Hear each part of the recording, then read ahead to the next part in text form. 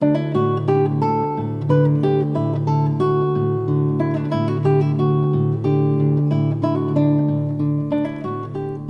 to Creative Conversations. I'm Roger Humphrey. In this episode, I'm pleased to welcome Brazilian guitarist Joao Kouyoumdjian. We spoke via Zoom about his teaching, his recordings, and his concerts. Before we begin, please hit the subscribe or follow buttons. It's free and easy and really helps the channel a lot. Thanks. We are welcoming Joao Kouyoumdjian to the program. Thank you so much, Joao, for coming on the program. I appreciate it. Thank you, Roger. Thanks for inviting me. It's an honor. Yes, it is for me too. I laugh at my poor pronunciation of your name. I am unfortunately, I am terminally American. I'm terrible at things like that, and I always have to apologize. So, thank you for your patience and your forgiveness. I appreciate that a lot. Of course, my name is a natural icebreaker anywhere I go, because I have to, before anything else, I have to tell people how it's pronounced and where does it come from. Interestingly, when I grew up in Brazil, nobody could say my last name, which is Armenian, right? Right. But then when I moved to the US, nobody could say either name, first name or last name. The first name is Portuguese, is from Brazil, João. And Kouyoumdjian is universally difficult. So you learn to respond to things like "Hey, you." Oh yes. My last name becomes always K-O-U, and I have to give my name for people to find in their systems.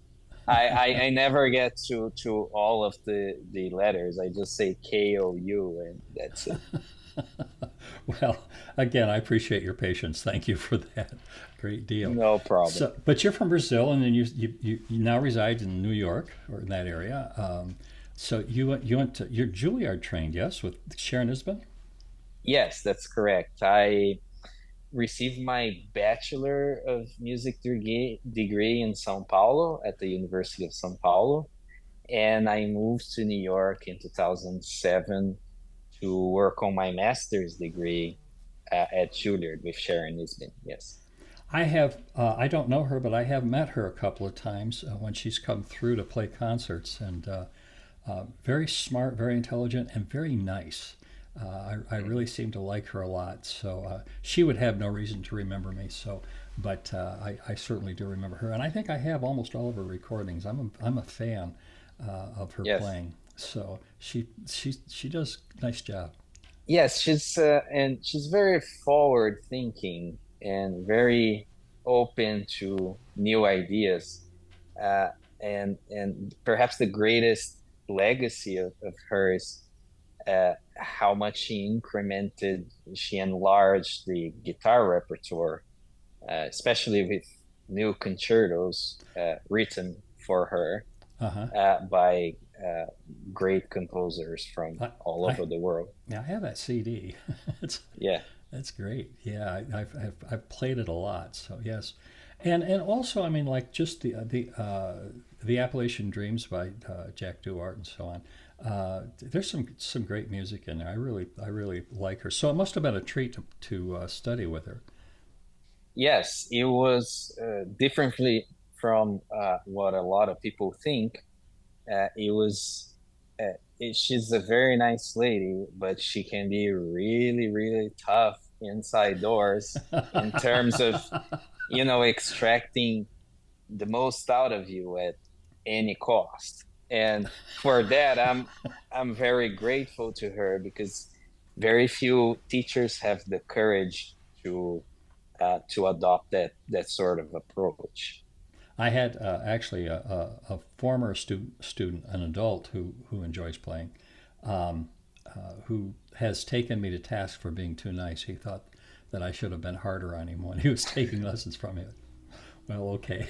So, Yeah, well, growing older and into to teaching experience after I graduated from Juilliard, I learned that, you know, a good educator is one that responds to what each student needs. So if the student wants to be pushed, so you have to respond as well as an educator, as a teacher. And conversely, if the student wants a lighter approach to it, just so that music becomes uh, part of their lives in a more relaxed fashion, I think it's important to be sensitive to that as well. I think you're absolutely right. You teach at a couple of colleges, correct? Yeah, I teach at three music schools, Okay. one in New Jersey, the other two in Manhattan, Upper West Side, Upper East Side of Manhattan. And I've been doing it more consistently over the past uh, 10, 12 years. I When I was fresh out of Juilliard, I had no idea how to teach really.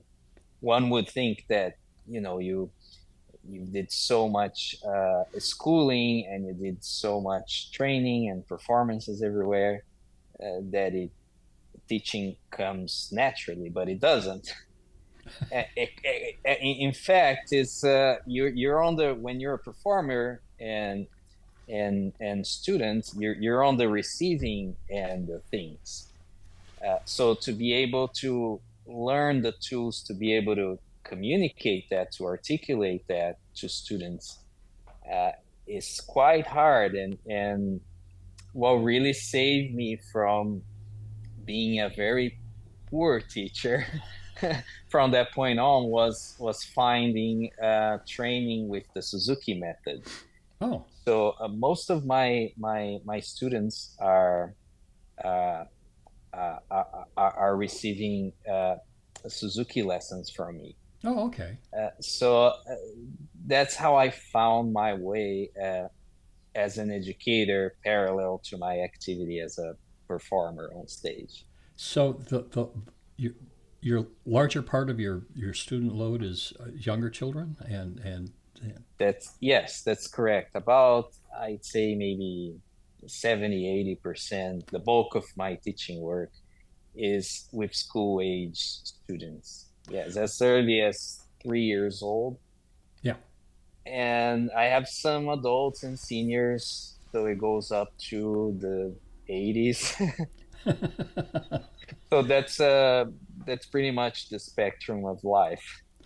It is. I know that when I first started teaching, I had parents bringing young children to me and asking me to teach them, and there was no such thing as a Suzuki method for guitar back then, and it Mm, was there was violin and piano, or a violin, cello, and piano, and that was pretty yes. much it. Those are your choices, and so I basically had to look at all of their stuff and then kind of invent a system of my own that would work. And there was a lot of stumbling. I've often felt really sorry for some of those early students. Yes. I have a similar experience. I remember when I got my first formal teaching job here in Newark, New Jersey, Uh-huh. where I reside. I didn't have training, Suzuki training yet, or any uh, formal experience in teaching at all. So I remember being very nervous for my first day in the job teaching, and I would try to prepare for my first lesson as a teacher. And I remember designing a lesson plan that later on I found out that that lesson plan would serve for at least 6 months instead of just one single lesson. I had no idea what students with no knowledge, with zero skills, could not do. So it was a big learning curve for me as an educator. So yeah, I sympathize with you. I also feel sorry for my early students. So So, how does the approach to music in general, your music education, differ between your studies in Brazil and your studies in the United States? Well, in Brazil, I went as far as a bachelor's degree. Uh huh. So in Brazil, I'm talking college level now. Okay. If you go to the university in Brazil, at least the University of São Paulo, there's a larger focus on research. So they Oh, produce a lot of researchers, musicologists, and it's not that much of a performance school like Juilliard is. right. Although because it's a very perhaps one of the most respected universities in the country, it ends up aggregating special talents anyways that can play really well too. But at least when I left, which was 2006, um, there were some shifting. They were trying to change that to make it more a bit more performance based. Uh huh. I don't know how it is now, but that's the one difference that I can think of. In the US, is most schools are much more performance based. Right. Yeah. That was the one thing that I noticed, and it seems to me altogether too often that there are people who are in a performance program that quite frankly shouldn't be. They're good musicians, but they're not great musicians. And they have a lot to offer as teachers, as musicologists, as composers, conductors. There are many, many, many roles that they can fulfill. But as performers, and I kind of fit in that category too. I mean, as performers go, I've got a podcast. Well, there's the other end of things too. What I've seen recently is that there are many very very high caliber trained classical guitarists with no jobs, Hmm. which is quite frightening. You see people who undergo uh, rigorous DMA studies, maybe even PhDs, and have won numerous international competitions, and they are taking uh, Suzuki training book one Yes. to teach Yes. four-year-olds because there aren't university positions and jobs for everybody. So you see, I think I don't know what the future holds, but for sure we need not only high-end players, but also players that um, have a different set of skills that is just not getting on stage and impress everybody. Although that's already, as you know, remarkably difficult to do, but it doesn't seem to be enough for the job market out there. I kind of think we're at a point now, or we're approaching a point now that the piano majors are in. That there are not that many concert jobs for all of the piano majors that are graduating every year. But they're Mhm. finding work, and some of them in church work, and some of them working as copyists and as teachers and accompanists. That's an area that I think we probably could do better in, is working as accompanists and doing more chamber music. Yes.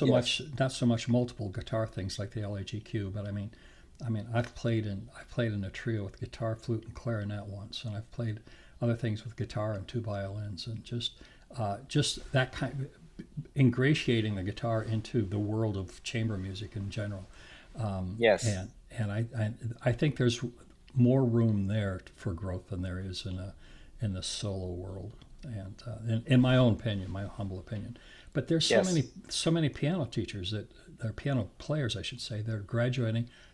I mean, they're great players, and they're graduating from some very prestigious schools, and it's just like you say, they end up teaching 4-year-olds. Uh, which is not a bad thing. I mean, I did that. I made a career out of that. I think it's a life well spent. But but yeah, it's we're at a different point in our progress. Well, I have had 4-year-olds that can play better than many adults, actually. Depending on how well and how serious you do the job, and the thirst for playing on the students' end, you Uh-huh. can do marvelous work with a 4 or 5-year-old. Oh yeah. Yeah. Eh, And just going back to the point, um, you made me remember the other day, just this past week, I was teaching a student. He's a high schooler now, and he has a music program in his high school, and he has classes like fretboard harmony, Oh which I think wow. is very interesting because it's building in him skills to be able to sight read better. Uh-huh. And if you're a better sight reader, you're probably gonna have an easier time doing chamber music, arrange pieces to play with your local choir and things like that. So you see, you can use your instrument and your musicianship not just to play a solo concert, but to engage with uh, other opportunity, other performance opportunities in your area, and have a richer musical life. I agree. I agree. Now, do you have a large number of students? Yes, I have over 30 students. That seems to be That's the average these days. that's Year after year, I get around 30, 35 students a year. that's a pretty good number. That still allows you a chance to do some performing. Yes, it has been increasingly challenging, but this that work, that teaching, those teaching jobs are after school and into the early and mid evening. So that means that I have mornings off to still uh, practice and get ready for shows and recordings. So it still enables me to have a dual life of both a performer and an educator. So I know that I've enjoyed listening as I was preparing for this, listening to your recordings, and you play very well. I really want to tell you how Thank much you. I admire the way you play. One of the things I want to get into a little bit with that also is your Bach album, and I. First off, I have to get in and just say, okay, I've played the prelude from the first cello suite, haven't we all? And but I love the piece. I mean, it's just I don't hear it enough. I mean, no matter how many Yes. times I hear it, it's still not quite enough. But one of the things with that, and listening to the two sonatas, the violin sonatas, um, I was listening to your fingerings, and your fingerings are quite unique in some ways. You take advantage of open strings and a lot of cross string scale work and things like that. How did that come about? Yes, well, first, thank you so much for noticing that. That was one of the major reasons that made me record, but have the audacity to to again record pieces that are so often performed since forever in so many different instruments. But I thought that I had something, with the fingerings. I thought I had something to bring to the table, so I made the recording. And after the recording was released, I also published an article on Soundboard magazine about the concept behind those fingerings. Oh, When I was at Juilliard, I had a professor, Dr. Philip Lasser, who would talk a lot about his theory of contrapuntal voices. uh huh. So to put it uh, simply put, is just you wouldn't believe much in leaps in certain types of polyphonic textures. Meaning that if you have a leap maybe as short as a third, you would already consider two voices, two Ah, distinct contrapuntal voices. uh-huh. And on the guitar, you can put those two contrapuntal voices into two different strings. Right. So that's the seed that inspired me to elaborate those fingerings, which became quite hard to do, but not impossible.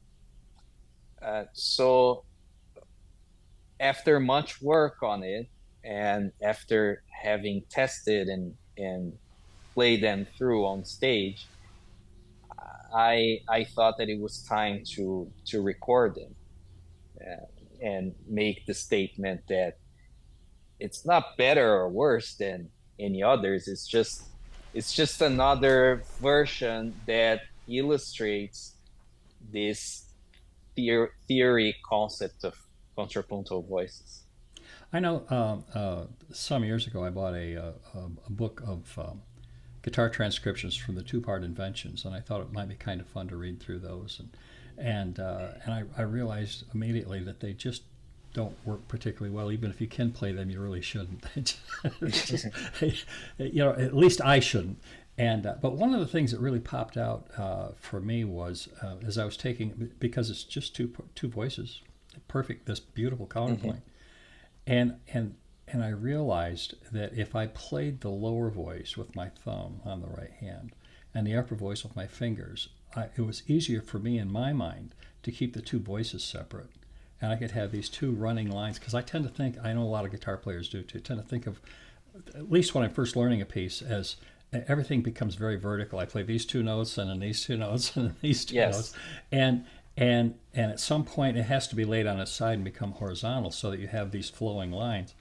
And I Yes. found that it was much, much, much easier for me to do that with Bach if I played even notes on the second string. If I had notes on the second string or adjacent strings, it's easy for guitar players if we're playing notes on the adjacent strings to use just two fingers and play them adjacent, that way. And I found that it just made a little bit more sense musically for me to do. I don't know if you've ever tried. That's probably something you've been doing forever, but something I tripped over in my old age. So Yeah, and also if you're using your thumb, um, we talk a lot about polyphonic textures, especially in Bach's music. Each line being a melody with a personality, right, with a life of its own. So the fingers are also different from one another, especially the thumb. right. So if you think about the lines, let's call it personality, right? If you play one with the thumb, which is has a much uh, Well, different it's personality than it's the it's others, it's heavier and the stroke is downward as opposed to upward. So yes, yeah, it's all different. So you will have naturally another sort of personality. So you're sure. you're using the physical difference to create the abstract uh, differentiation in the music too. So it makes a lot of sense. Well, I did enjoy listen. I haven't listened to the entire album, but I did enjoy listening to the selections and I'm looking forward to just consuming the entire thing. So that'll be very nice. You have a couple of others that I wanted to talk about real quick. Like one is called I'm going to say this wrong, but here we go again. Mhm. Gakavig, is that correct? Yes, Yakavig. Yeah, Got away with it. So yeah. it's and that's written by Komitas, right? Well, yeah. Komitas collected the folkloric Oh, okay, material from gotcha. rural villages of Armenia, Uh huh. right? But they're essentially folk songs. It just got associated to Komitas because he was the one that transcribed the music and formatted that in a way that it would be presented in concert halls at the time. Gotcha. So you may see on concert programs Gakavi by Komitas, but it's actually by the people of Armenia. I understand that now. There was uh, in America, there was a kind of a folklorist, and Alan, oh, I'm going to forget his name now. But he went in the 20s and 30s, drove around the country with a tape recorder, which was a new device back then. And Alan Lomax, that was his name. And he drove around and recorded all kinds of different people singing all of this old folk music and blues music and things like that. And he did it on behalf of the Smithsonian. And so there are pieces that have been archived and are still a part of our culture today, and very much because of his efforts and the efforts of the Smithsonian. But you really can't say that he wrote any of this. He just simply recorded them, and then would get an idea. And some of these songs we don't know who wrote them. I mean, they're anonymous, you know. So, but yeah, that's Yeah, kind of and perhaps Komitas more than deserves the credit because he's the perhaps the greatest cultural martyr from Armenia. He preserved all those songs and saved them from oblivion, from being forgotten because of uh-huh. historical events like the Armenian genocide. So if it wasn't for him, maybe we wouldn't have those 300-400 songs. And I've been told that the folk songs from Armenia are much more than that. This is only the ones that he could save and Oh, that got to us, right? But the collection is believed to be much larger in the hearts and souls of our so, Armenians. so there may be a few more floating out there that people have learned at the knees of others or at the feet of others, and we just don't know them yet. So I do know that I love the music from Armenia. My guest Shahan was on, Mhm. uh, and Arzrani, and uh, and he kind of introduced me to the music, and I was just fascinated by the beauty of the music and how easy it Yes. is to listen to. Because I've told people, I said, you talk about Armenian music, and particularly in this particular case, all women composers for that particular project that he did. And there's a tendency on the part of Americans to think of it as being just a little too exotic for my taste, but it really isn't. It's just absolutely beautiful music, and so I enjoyed the few pieces that from that CD as well that were on there. You did a beautiful job on those, and again, Thank you. the way that you play a lot of open strings and mix those in with some of the others, there's an openness there that I really like. So, and your Brazilian CD. Forgive me, I forget the name, but uh, what's the name of your Brazilian CD again? Brazilian album, all Brazilian. Surfboard. Surfboard. Thank you. Yeah, it's Yes. just like old people. What are you gonna do? So, Yeah, so that was the for my first album. It's a collection of uh, solo guitar works from Brazil. Then came the Bach album, and then Gakavig, the all Armenian album. And gotcha. after that, I released a few singles, uh, music of Fernando Sor here and there. I have plans of maybe compiling all those Sor recordings into a full-blown album, but it's not coming anytime soon as I'm about to become a dad. So Oh, congratulations. some of those projects will be put on hold, but Yeah, it that is my changes your life. yeah, although it is my experience that once I set on what I want to do project wise, I had projects that were shelved for 10 years, 15 Yeah. years, but uh, they find their way to light eventually, maybe 5, 10, or 20 years. They will get there. There's no question about it. I did want to ask you real quick, like, uh, uh, when you record, do you go into a studio or do you record at home, or how do you do that? Well, all my three albums I recorded in Athens, Greece, Oh, okay, because I initially worked with a record label called Pomegranate Music, okay. owned by Rafi Meneshan, and he knew the studio owner there, who is a very important and prolific classical guitarist himself. Oh, His name is Yakovos Kolanian. So he built a studio for himself and for his pupils, uh, just to record classical guitar. oh my. And when I needed a place to record my first album under Pomegranate Music, Rafi suggested that I worked with him. Uh, and so I did. I recorded there, and it's a marvelous studio, very, very high tech, very high end. And the master recording was produced by him, and he's a marvelous uh, musician and person to work with. Both very professional and warm, and to this day still a mentor to me.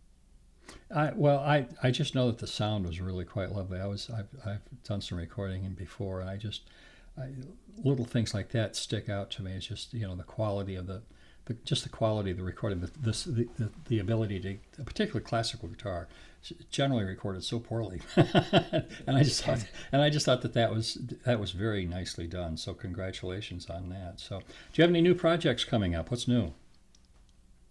Well, I have another project of recording works by a young Brazilian composer who is now based in London and gaining a lot of attention, to the point that he had a violin concerto just performed by the London Symphony Orchestra. Oh, how nice! And he happens to play the classical guitar and have many works for the instrument that, in my opinion, except for one really brilliant player, Vitor Noah, to whom the works are dedicated to, except for him, I don't see many players approaching his music. And a part of me wants to keep it that way, so that I so that I have my shot at recording his works, and uh, maybe the works will be well played and get famous someday because of recordings like mine. But it's still a project for at least the next 5 years, and I'm not sure exactly which will be the works and how am I going to encapsulate that in an album, or maybe it will be singles. Um, but one thing's for sure, I fell in love with his music, and I want to pursue as my next project. Did I say his name? Yes, but you can say it again. Yeah, well, let me say it again. So he sure deserves it. It's Rafael Marino Arcaro. So I think that it's the type of music that I like to spend hours and days and months, perhaps years polishing, Ah, because it has the sort of sophistication and depth that I look in music that sure. I like to spend that much time on. And I hope you will crystallize in a in a recording release in years to come. Well, I certainly will be looking forward to that. Now, performances? Do you have concerts coming up? I do, on November 5th, Okay. Election Day here in the US. I'm going to perform at Sacred Heart University in Fairfield, Connecticut. Okay. I will also I also have a few performances here in the New York City area. One is October 25th at the Diller Quayle School of Music, where I serve as a faculty member. Uh-huh. I'm going to be performing works by uh, the composer I was talking about, Rafael Marino Arcaro, as part of our faculty concert series That sounds alongside other teachers. Yeah. that sounds lovely. I admire your willingness to bring the Spanish or the Brazilian repertoire to the forefront. It's I was thinking about Antonio Carlos Jobim. He wrote Surfboard, right? Yes. Yeah, and I really like that version of it. But what I thought of is I thought Jobim's music, and I think you could probably say this about a lot of Brazilian music. It's really easy to play badly. Oh yes. and you play it very well, and so but I've heard some really bad versions of some really wonderful songs, so it's nice to hear a masterful player like yourself being able to play this and play it with such conviction and with such a wonderful point of view. It's beautiful. I really love it, and I encourage anybody who's listening to this to go to your website. There will be a link below. Go to your website and click on some of the links and check some of this stuff out, because it's going to be great. So, thank you, Joao. We believe it or not, we are all out of time, sir. And wow. And I was just getting started. Well, we'll have to do it again if you don't mind then. And not at all. My pleasure. This was a great deal of fun. So for now, I'm just going to say goodbye and thank you so much. Bye now. Thank you, Roger. Bye bye. I really want to thank Joao for taking the time to come on the show. I really enjoyed it. And I also enjoyed listening to him play. I think you will too. There's a link in the description so that you can. I also wanted to let you know that I have a new blog. It's an extension of the podcast, and it'll give you up-to-date news about your favorite guests. It's available at rogerhumphrey.com. You don't have to be a subscriber to read it, but it would help me out a lot if you did. I promise not to spam you. Thanks for taking the time to listen, and I hope you'll come back real soon to Creative Conversations with Roger Humphrey.